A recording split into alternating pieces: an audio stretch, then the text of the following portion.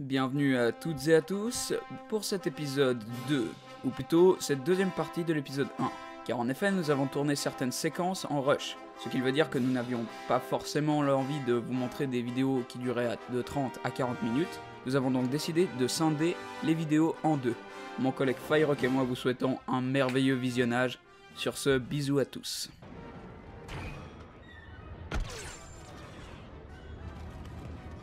Ah, là il y a Dark Maul en l'occurrence, donc ça c'est un... Ouais, oh, le lancer de sabre. Les héros, franchement, rien que d'avoir vu 2-3 phases de gameplay, surtout sur Dark Maul, franchement c'est beau, tout est fluide, c'est vraiment le top quoi. D'ailleurs, toi, t'en penses quoi du fait qu'ils aient mélangé un peu les époques? Il y a Dark Maul avec des clones phase 2, qu'il y ait Rey alors qu'elle a rien à foutre là. Qu'est-ce que t'en penses, toi? Franchement, moi je pense que c'est bien parce que ça permet à toutes les personnes qui ont découvert Star Wars de peu importe quelle génération, que ce soit la prélogie qui est personnellement ma préférée. Alors je sais que c'est extrêmement critiquable, mais franchement, moi j'ai grandi avec ça. Après, je sais pas, pour Firerock, c'est peut-être plus la trilogie originale. Vite fait, je vais faire sûrement une vidéo là-dessus, mais dans l'ordre de mes films préférés, c'est 5, 6, 3, 4, 2, 1, 2. Le 2, c'est celui que j'aime le moins, et mon préféré reste toujours le 5. Mais je trouve qu'aussi la prélogie est souvent mal critiquée et critiquée pour rien, parce qu'il y a quand même des très bonnes choses. Et maintenant notamment le 3, hein, on va pas se le cacher. Pour moi, c'est une prouesse en termes de... d'émotion que le spectateur peut ressentir à travers le personnage d'Anakin. Ouais, et d'autant plus que maintenant il y a les Star Wars avec Disney où les soi-disant vrais fans ont fait un peu blocage là-dessus. Je pense que maintenant ça a un peu lié la prélogie et la trilogie originale, parce que maintenant on s'est rendu compte qu'en fait le Star Wars qu'on aime, c'est le même, c'est pas celui de Disney, et donc je pense que ça a un peu lié les fans. Même si Rogue One, vous avez sûrement vu ma critique, est quand même excellent, plutôt cool. Après, beaucoup d'émotions dans le film, à travers les personnages, même si, je sais pas si t'en avais parlé dans ta critique, je me souviens plus, mais le fait que les personnages principaux étaient pas forcément attachants, et puis que au final, on sait plus, petit spoiler, je sais pas si ça dérange, mais c'était plus émouvant, entre guillemets, la mort du robot que celle des humains, j'ai trouvé. Bah, moi, ce que j'ai dit dans ma critique d'ailleurs, c'est que ce que j'ai trouvé bien, c'est que c'était pas le héros ou les héros qui étaient attachants, c'était vraiment le groupe. Le groupe en entier de... Ouais. D'ailleurs, ils sont tellement pas attachants que je me souviens même plus de leur nom. Mais... C'est Jyn Erso et puis... le gars, je sèche. Ouais, mais après, genre le moine, je sais plus. Mais par contre, le groupe entier, ils avaient une tellement bonne cohésion. Le groupe entier était vraiment attachant. Et donc voilà, ça je trouve que c'était vraiment une assez belle prouesse de la part de Disney. La bataille sur Scarif, franchement, c'est celle qui m'a marqué... quand ils essayent de prendre la base puis qu'ils sont limités au niveau des troupes. Ouais. Ouais, regardez ce super droïde de combat qui sont censés être des droïdes très très lents. Regardez comme ils piquent un sprint à la Usain Bolt. Ouais, je pense que c'est une classe que je vais jouer si je joue droïde. C'est les heavy, je pense que c'est ce que je vais jouer parce que c'est un style de gameplay qui me correspond. Là, on peut voir Darth Maul qui s'est fait vaincre. Ce qu'il faut savoir, c'est que pour ceux qui ont joué à Battlefront 1, ils le savent, mais les héros, en fait, quand ils sont mis à terre, ils sont pas tués. Ils sont simplement mis à genoux quoi. Alors je sais pas pour la soumission des sites s'ils tuent ou pas.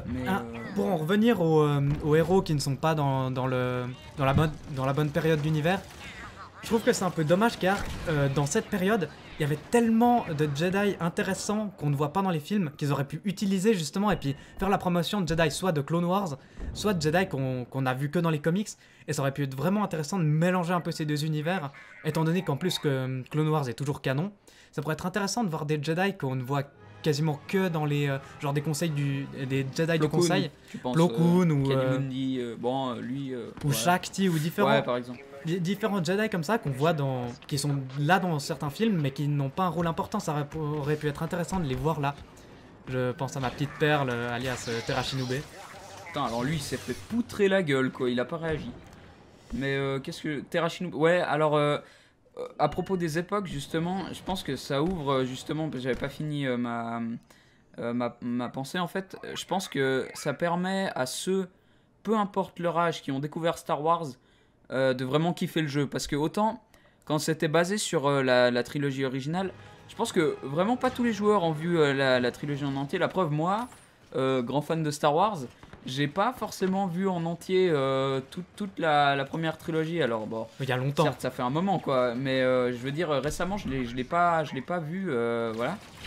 Et franchement, je pense que ça permettra d'unir un petit peu tous les fans, peu importe qu'ils aient découvert avec quoi. Mais c'est vrai que le fait de peut-être avoir éventuellement lié Clone Wars, ça aurait pu donner un peu plus encore de piquant, entre guillemets, de croustillant à cette œuvre qui, pour finir, va être, je pense, excellente. Puis à propos de la toute nouvelle génération de Star Wars, donc 7, 8, 9. Ben, grâce à Rebels, surtout. Ouais, surtout, ouais. Je pense que Disney, ils ont des droits sur DICE ou pas? Ils sont ensemble, quoi. Ils ont fait un contrat, mais en soi, ils sont actionnaires majoritaires, non, Disney, sur ce projet? Ben, c'est eux qui financent le tout, et puis ils ont donné les droits. À tout moment, ils peuvent retirer les droits, et le jeu ne sort plus. Donc c'est obligé d'être canon, quoi, en fait. Canon Disney, j'entends. Alors, oui et non, car, par exemple, les BD Delcourt, de l'édition Delcourt, reprennent l'univers Legend, mais niveau droit, c'est totalement légal, alors que c'est plus canon. Mais je pense pas que dans un jeu tout public comme ça, Disney aurait voulu rappeler l'univers Legend, ouais, étant donné que ça a pas mal divisé les fans. Bah, le problème, c'est qu'ils veulent instaurer, entre guillemets, une nouvelle... un nouveau... Ils veulent instaurer un nouveau Star Wars dans l'esprit de ceux qui le découvrent, et je pense qu'ils veulent pas ruiner leurs efforts en rappelant des souvenirs, je vais pas dire douloureux, mais qui pourraient empêcher la mise en place de ce projet. Mais enfin, moi perso, je trouve que le fait qu'ils aient ajouté Star Wars 7 au jeu, ça permet aussi au final peut-être un peu amplifier les gameplays, parce qu'on peut voir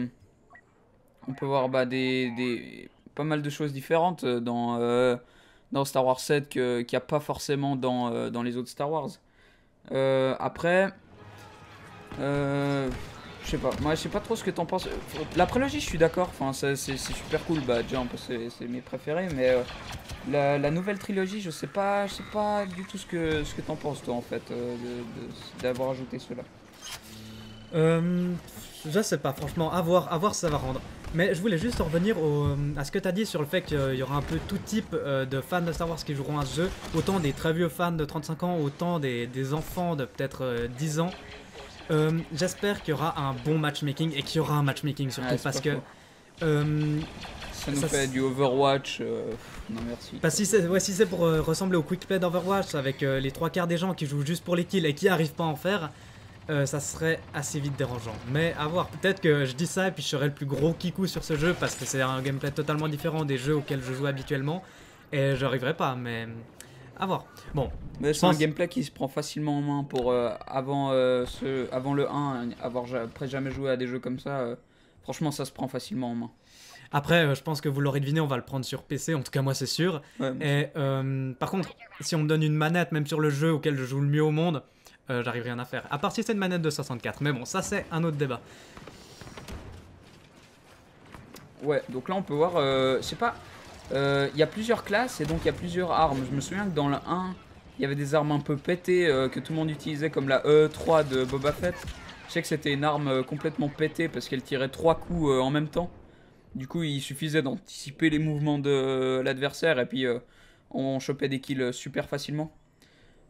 Mais franchement, ouais, en fait, je sais pas trop quoi dire au niveau des classes. Enfin, je sais pas trop quoi en penser. Ben, moi, il y a un truc qui m'a un peu déçu, c'est de voir que les compétences ont un cooldown. Donc, ça va rendre le jeu. Ben, on voit là. Bah, ouais, non, mais ça, c'était déjà dans le 1. C'est les mains avec les cartes que t'avais. Bon, là, les cooldowns sont courts, hein, comparé... Oui, mais justement, j'aurais préféré qu'ils fassent quelque chose un peu plus RP, si on peut dire ça comme ça. De faire, par exemple, que la tourelle, qui a un temps de chargement, faire en sorte que tu peux la poser quand tu veux, mais seulement à certains endroits, ou alors que tu es obligé d'aller la rechercher à un endroit.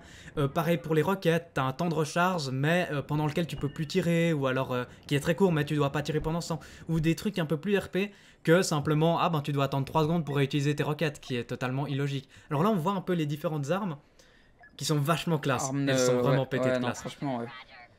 Alors là, on voit justement une escouade et... Donc on voit que dans sa main, il a un champ de force qu'il a sur la touche 3. Une tourelle qui avait... Enfin, les deux sont déjà dans Battlefront 1. La tourelle, c'est une tourelle auto que vous n'avez pas besoin de gérer. Hashtag Torbjorn. Et il a un bouclier personnel, on appelle ça dans Battlefront. En gros, c'est son atout. Dans Battlefront, ce qu'il faut savoir, c'est qu'il y a plusieurs atouts. Il y a, je pense par exemple au bouclier personnel, à la bombe de Bacta, à l'augmentation des tirs. Et je sais pas si vous remettre ça là-dedans, mais il y a les états berserker en fait. C'est, si vous voulez, dans Battlefront 1, quand vous faites une série de kills, vous obtenez un bonus qu'on appelle berserker. Ça peut aller jusqu'au niveau 3. Je sais qu'au niveau 1, ça vous augmente, ça vous baisse les cooldowns. Au niveau 2, ça augmente votre attaque, ça garde les cooldowns baissés. Et au niveau 3, ça augmente votre vie. Non, ça baisse les dégâts qu'on vous inflige de 2 en fait. Enfin, ça divise par 2 les dégâts que vous prenez. Ce qui est énorme en fait. Du coup, j'espère qu'ils vont remettre ça parce que ça permettra aux bons joueurs, à ceux qui carry bien les games, d'être récompensés. Pas comme dans Overwatch où, bah, ma foi, vous carry mais la team elle est nulle, vous pouvez rien faire quoi. Tandis que là, je pense qu'il y aura des bons bonus à ce propos. Donc je pense qu'on va s'arrêter là maintenant. On va faire une petite coupure pour la prochaine vidéo de gameplay. Ouais, tout le reste on va ajouter ça dans la prochaine vidéo. Peut-être qu'on va condenser, peut-être qu'on va couper au milieu, on verra. Donc sur ce, à tout à l'heure.